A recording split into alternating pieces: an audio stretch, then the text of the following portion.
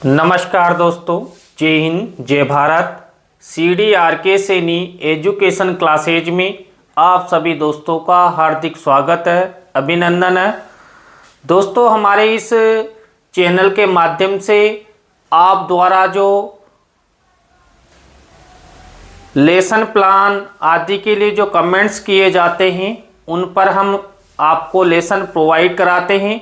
दोस्तों, आज की इस लाइव क्लास में हम भूगोल पाठ योजना क्रमांक 29 के अंतर्गत राजस्थान में ग्रेनाइट खनन इस टॉपिक पर आपको लेसन प्लान बताने जा रहे हैं। तो आप लोग जल्दी से क्लास को लाइक और शेयर कर दीजिए और अपने अपने दोस्तों को भी बता दीजिए। तो दोस्तों, यहाँ पर जब हम लेसन प्लान बनाना शुरू करते हैं तो सबसे पहले श्यामपट्ट पूर्ति का निर्माण करते हैं।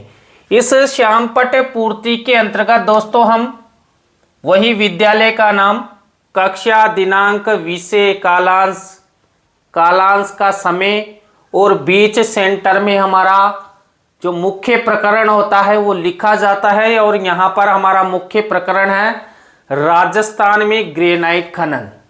आगे बढ़ते हैं दोस्तों और आपको दिखाते हैं लेसन प्लान की गतिविधियां।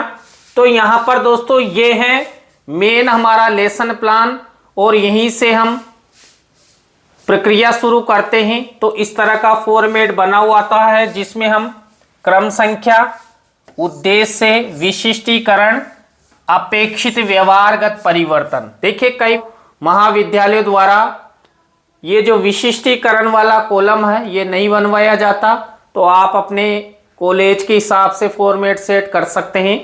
तो यहाँ पर हम 6 उद्देश्य लेकर लेसन प्लान बनाते हैं। दोस्तों, 6 उद्देश्यों में पहला उद्देश्य होता है ज्ञान। अब ज्ञान उद्देश्य से रिलेटेड यहाँ पर विशिष्टीकरण बनाएंगे और 2 से 3 अपेक्षित व्यवहारगत परिवर्तन बनाएंगे। इसी तरह दूसरा उद्देश्य लेंगे अवबोध और वही विशिष्टीकरण बनाते हुए 2 से 3 अपेक्षित व्यवहारगत परिवर्तन बनाएंगे। इसी तरह जो हमारा 3rd नंबर का उद्देश्य होता है ये होता है ज्ञानोपयोग।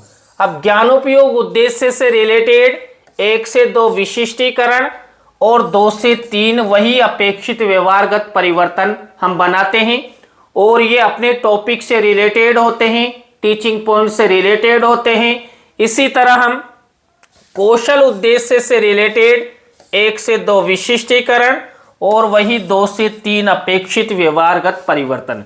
इसके बाद हमारा 5वें नंबर का जो उद्देश्य होता है ये होता है अभिरुचि। देखिए, अभिरुचि से रिलेटेड वही 1 से 2 विशिष्टीकरण और 2 से 3 अपेक्षित व्यवहारगत परिवर्तन। और 6 नंबर का हमारा उद्देश्य होता अभिवृत्ति, 1 से 2 विशिष्टीकरण और 2 से 3 अपेक्षित व्यवहारगत परिवर्तन। दोस्तों, जब आप लेसन प्लान बनाएं, टॉपिक कोई सा भी हो, इसी तरह ये 6 उद्देश्य होते हैं, उनके विशिष्टीकरण होते हैं और ये अपेक्षित व्यवहारगत परिवर्तन होता है। दोस्तों, आगे बढ़ते हैं। इसके बाद हम यहाँ पर कक्षा शिक्षण सहायक सामग्री का कॉलम बनाते हैं। कक्षा शिक्षण सहायक सामग्री 2 प्रकार की होती है, सामान्य और विशिष्ट शिक्षण सहायक सामग्री। दोस्तों, सामान्य शिक्षण सहायक सामग्री तो कक्षा कक्ष में मौजूद होती है, लेकिन जो विशिष्ट शिक्षण सहायक सामग्री होती है जिसका हम निर्माण करते हैं, तो यहाँ पर दोस्तों इस लेसन प्लान में हम चार्ट और चित्र का प्रयोग करेंगे। यदि आप मॉडल बनाते हैं तो मॉडल लिखेंगे, यानी कि जो हम यहाँ पर विशिष्ट शिक्षण सहायक सामग्री का निर्माण करते हैं वही लिखी जाती है। इसके बाद पूर्व ज्ञान का कॉलम बनाते हैं और पूर्व ज्ञान बनाते हैं हम हमारे मुख्य टॉपिक से रिलेटेड। इसके बाद शिक्षण बिंदु का कॉलम सबसे महत्वपूर्ण है। दोस्तों, हमारा मुख्य प्रकरण तो क्या है, राजस्थान में ग्रेनाइट खनन। अब राजस्थान में ग्रेनाइट खनन से related 3 teaching point, 4 teaching point, 5 teaching point लेकर हम लेसन प्लान बनाते हैं। तो दोस्तों, यहाँ पर 3 टीचिंग पॉइंट वाली जो पाठ योजना है मैं आपको बताने जा रहा हूं। तो यहाँ पर हम पहला तो ग्रेनाइट का परिचय कि ग्रेनाइट क्या होता है, इसके बाद राजस्थान में ग्रेनाइट खनन और थर्ड नंबर है राजस्थान में ग्रेनाइट खनन के प्रकार। ये 3 टीचिंग पॉइंट लेकर पूरी पाठ योजना आपको बताएंगे। इसके बाद शिक्षण विधि प्रविधि का कॉलम बनाते हैं दोस्तों। यहां पर हम प्रश्नोत्तर विधि, व्याख्यान विधि, प्रदर्शन विधि इत्यादि विधियों का प्रयोग करते हैं। तो दोस्तों यहां तक की प्रक्रिया के बाद हमारा मुख्य लेसन प्लान शुरू होता है और यहीं से जब हमारा फाइनल लेसन लगता है या हम कहीं पर भी लेसन प्लान का प्रेजेंटेशन करते पढ़ाने की दृष्टि से, तो यहीं से शुरू होता है और हमारा सबसे पहला शिक्षण बिंदु, पहला सोपान होता है प्रस्तावना। दोस्तों यहां पर आप देख रहे होंगे ये प्रस्तावना हमारा पहला सोपान है, पहला टीचिंग पॉइंट है। अब इसके बारे में मैं आपको बता देता हूं थोड़ा बहुत। देखिए यहां पर हम प्रस्तावना के जब प्रश्न बनाते हैं ना, तो पहला काम होता है जो प्रश्न बना होता है और जो उसका उत्तर मिलता है, उसी उत्तर से हमारा अगला प्रश्न बनता है। प्रश्नों में तारतम्यता होती है, जिगजैग होता है, और मैंने आपको बता ही दिया उत्तरों से ही प्रश्न बनाए जाते हैं। हम यहां पर 3 से 5 प्रस्तावना के प्रश्न बनाते हैं। अंतिम प्रश्न हमारा समस्यात्मक होता है और हमारे मुख्य टॉपिक से रिलेटेड होता है। दोस्तों यहां पर मैंने प्रस्तावना के प्रश्न कैसे बनाए इसके बारे में थोड़ा सा आपको बता देता हूं।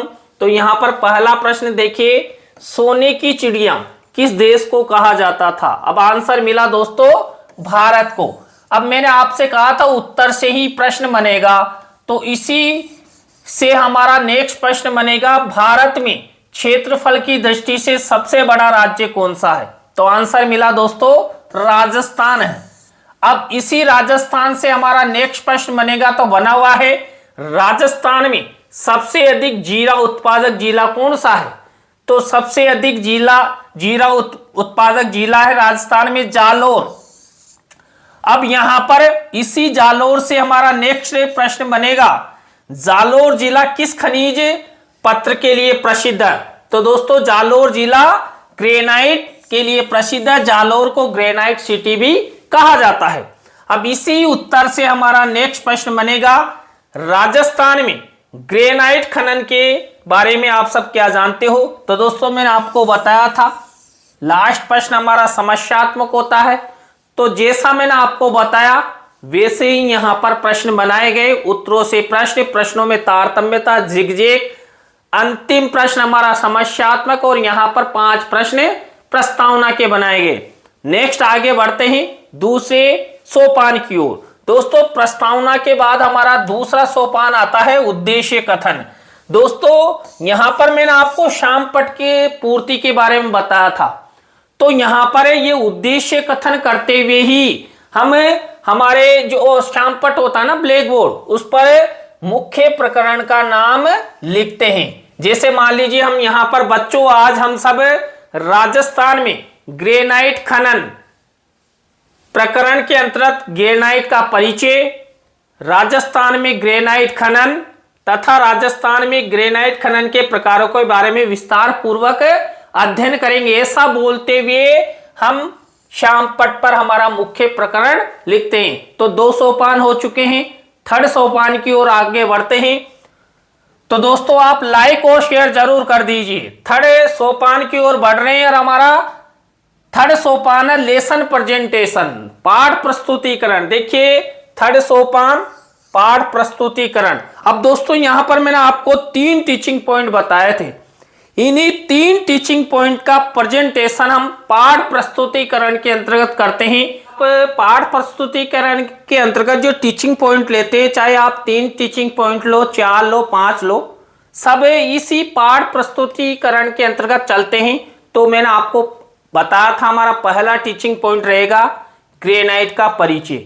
तो सबसे पहला कार्य होता है जब हम टीचिंग पॉइंट का प्रेजेंटेशन करते हैं, तो यहां पर जो हमारा पहला टीचिंग पॉइंट है ग्रेनाइट का परिचय, इससे रिलेटेड विकासात्मक प्रश्न बनाए जाते हैं। तो यहां पर देखिए ये विकासात्मक प्रश्न बनाएंगे और विकासात्मक प्रश्नों के बाद यहां पर देखिए 2 से 3 विकासात्मक प्रश्न बनाते हैं। तो यहां पर देखिए ये विकासात्मक प्रश्न किस टीचिंग पॉइंट से रिलेटेड? हमारे पहले टीचिंग पॉइंट से रिलेटेड। इसके बाद विकासात्मक प्रश्नों के बाद हम बनाते हैं यहां पर छात्र अध्यापक छात्र अध्यापिका कथन। सबसे महत्वपूर्ण है दोस्तों यहां पर ग्रेनाइट का परिचय, इससे रिलेटेड ये छात्र अध्यापक छात्र अध्यापिका कथन है।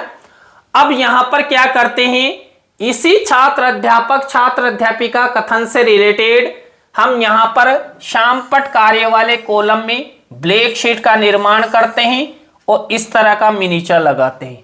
और यहां पर दोस्तों इसी छात्र अध्यापिका कथन से रिलेटेड शिक्षण सहायक सामग्री जो मैंने आपको बताई थी ना, 4 चित्र मॉडल प्रतिकृति, उनमें से जो भी आपने बनाया उसका चित्र यहां पर मिनीचर के रूप में लगाया जाता है। तो यहां पर जब आप आपके लेसन प्लान की डायरी में इस तरह का फॉर्मेट बनाएं तो ये वाला फॉर्मेट इसी तरह बनेगा। ये का यही शिक्षण बिंदु, छात्र अध्यापक छात्र अध्यापिका कथन, छात्र छात्रा क्रिया, शामपट कार्य और शिक्षण सहायक सामग्री, तो ये फॉर्मेट रहता है। इसके बाद जो ये टीचिंग पॉइंट है ना, इसकी जो हमने छात्र अध्यापक छात्र अध्यापिका कथन किया है उसी से रिलेटेड हम इसी में से बोध प्रश्न बनाते हैं। तो दोस्तों यहां पर देखिए हम 3 से 5 बोध प्रश्न बनाते हैं। यहां पर ये लीजिए, तो इस तरह हमारा पहला टीचिंग पॉइंट कंप्लीट हो चुका है। प्रत्येक टीचिंग पॉइंट में हम एक जैसी प्रक्रिया अपनाते हैं। सबसे पहले विकासात्मक प्रश्न, छात्र अध्यापक छात्र अध्यापिका कथन और बोध प्रश्न।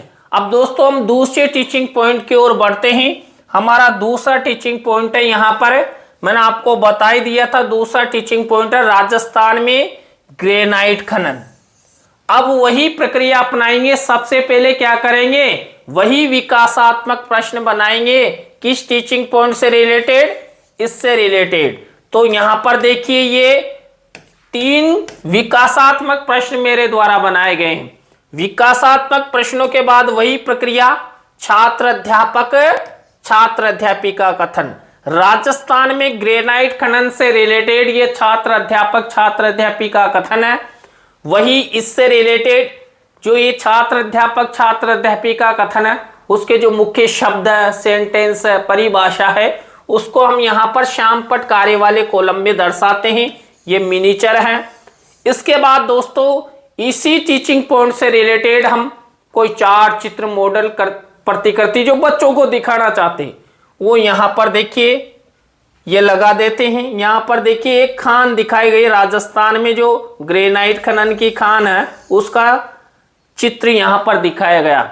इसके बाद आगे बढ़ते हैं। अब इसी छात्र अध्यापक छात्र अध्यापिका कथन में से क्या करेंगे, बोध प्रश्न बनाएंगे। तो यहां पर देखिए ये राजस्थान में ग्रेनाइट खनन, इससे रिलेटेड विषय वस्तु में से हमने ये 3 बोध प्रश्न बना दिए। कुल मिलाकर हमारे 2 टीचिंग पॉइंट कंप्लीट हो चुके हैं। दोनों टीचिंग पॉइंट में हमने एक जैसी प्रक्रिया अपनाई। विकासात्मक प्रश्न, छात्र अध्यापक छात्र अध्यापिका कथन और बोध प्रश्न। अब यहां पर दोस्तों हमारा 3rd टीचिंग पॉइंट है राजस्थान में ग्रेनाइट खनन के प्रकार। वही सबसे पहले क्या करेंगे, विकासात्मक प्रश्न। तो यहां पर आपको ये विकासात्मक प्रश्न बनाने हैं। विकासात्मक प्रश्नों के बाद हम वही छात्र अध्यापक छात्र अध्यापिका कथन और मुख्य शब्द सेंटेंस को यहां पर वही ब्लैक शीट के मिनीचर पर, और इससे रिलेटेड वही देखिए शिक्षण सहायक सामग्री के कॉलम में ग्रेनाइट के प्रकार। देखिए अलग अलग ग्रेनाइट आपको दिखाई दे रही होगी। इसके बाद इसी विषय वस्तु में से हम क्या करते हैं, बोध प्रश्न बनाते हैं। तो इस तरह आपको ये बोध प्रश्न बनाना है। तो दोस्तों यहां पर हमारे तीनों टीचिंग पॉइंट कंप्लीट हो चुके हैं।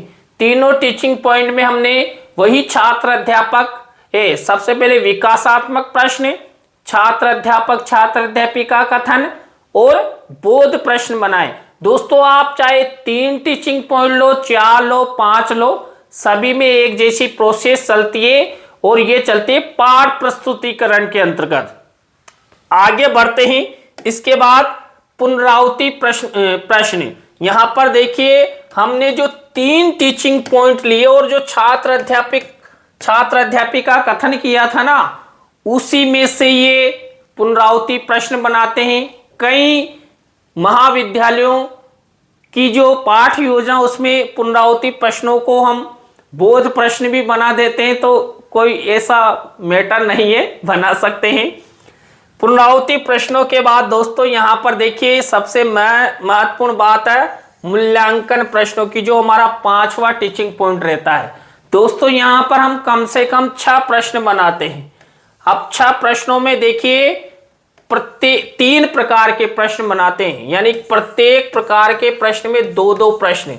यहां पर देखिए पहले प्रकार का प्रश्न है सही विकल्प का चुनाव कीजिए, यानी कि वस्तुनिष्ठ प्रश्न, और 2 प्रश्न बनाए गए। इसके बाद 2 प्रश्न बनाए गए रिक्त स्थानों की पूर्ति कीजिए। अब यहां पर आप सत्य असत्य, रिक्त स्थान इत्यादि से रिलेटेड प्रश्न ले सकते हैं, वही 2 प्रश्न बनाए गए। इसके बाद यहां पर बनाए गए लघुत्रात्मक अति लघुत्रात्मक प्रश्न, तो वही 2 प्रश्न बनाए। कुल मिलाकर 6 प्रश्न यहां पर मूल्यांकन प्रश्न बनाए गए हैं। इसके बाद हमारी लास्ट स्टेप आती है गृह कार्य की। दोस्तों यहां पर छात्र छात्राओं के लेखन कौशल के विकास हेतु एक निबंधात्मक प्रश्न होमवर्क के लिए बच्चों को दिया जाता है, जिससे कि उनका लेखन कौशल विकसित हो सके।